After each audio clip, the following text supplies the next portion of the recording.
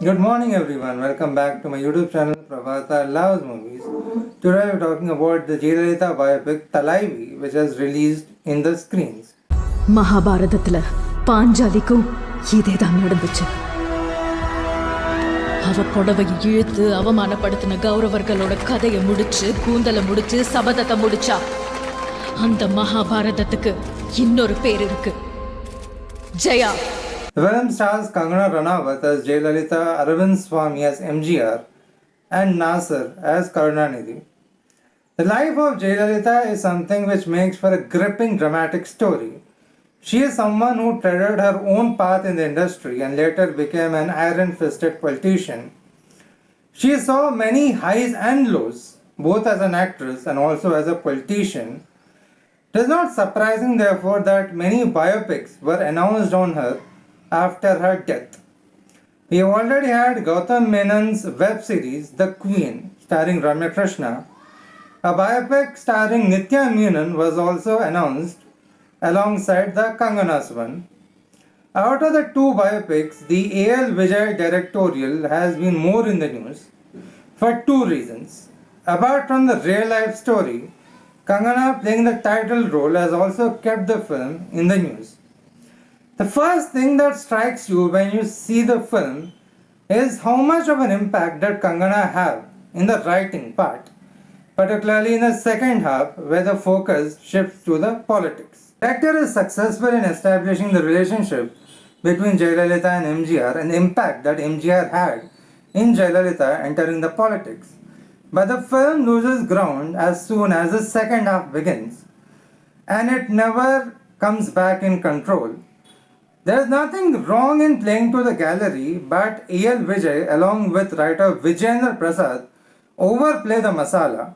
It also doesn't help that the film becomes melodramatic. It is sad because Thalaivi had the potential to become a much bigger film. Thalaivi starts off with a disturbing incident where Jayalalithaa is molested in the Vidhan Sabha. The molestation incident is similar to what Draupadi faced in Mahabharata. From there we cut to her acting journey. We see Jayalalithaa dancing around the trees and wearing striking retro costumes. The first half is mostly devoted to establishing the bond between MGR and Jayalalithaa and how MGR helped Jayalalithaa in overcoming her camera consciousness. This comes out beautifully in a scene where Jayalalithaa is feeling awkward to hug MGR. MGR takes her aside and says to her to think that she is hugging her mother and not him. Touches like these make the first half very nice. Jayalalithaa soon starts making a significant place in MGR's life, much to the disdain of Raj Arun, who plays MGR's right-hand man. We also see glimpses of Nazar's Karunanidhi and MGR's entry into politics. The tone in the second half takes a complete shift as the focus is more or less on Jayalalitha's political journey. One of the few things that A.L. Vijay gets right is the recreation of the time period in the first half. The costumes are striking without looking gaudy, and the set design is also very appropriate for that particular period. More than once you feel nostalgic for that period time. Aravind Swamy as MGR is very brilliant. The best thing about his performance is that he never makes MGR a caricature. Aravind Swamy particularly shines in the second half as a politician. A scene which I particularly liked in the second half was after the Bharatanatyam performance of Jayalalithaa. Aravind Swamy privately meets her and says that if he hadn't come there as the chief minister, he would have definitely whistled for her. The scene ends with Aravind Swamy closing the door and doing a huge whistle, much to the surprise of Jayalalithaa.